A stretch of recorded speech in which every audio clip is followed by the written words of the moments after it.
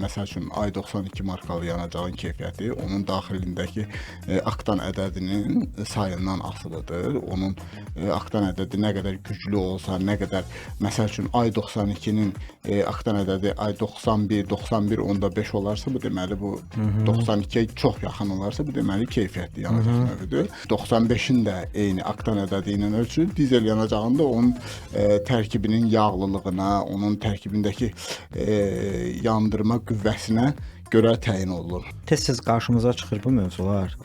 Bir də görürsən ki, hansısa YouTuber və yaxud bloger qardaşlar götürür müxtəlif yanacaqları, balaca bir cihazla ölçürlər. Bunlar düzdürmü? Ölçmək üçün olan belə bir cihaz var, aktan ədədini ölçür. Ancaq burada nüanslar var. Burada sual yarana bilər ki, həmən cihaz müvafiq dövlət qurumu tərəfindən sertifikatlaşdırılıbmı?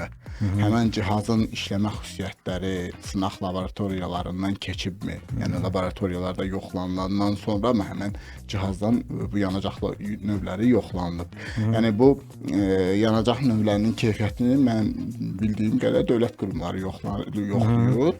Yəni bu əgər belə bir cihaz varsa da, kiminsə əlində də varsa, yəni burada əsas fikir eləmək lazımdır ki, bu cihaz sınaqdan keçibmi?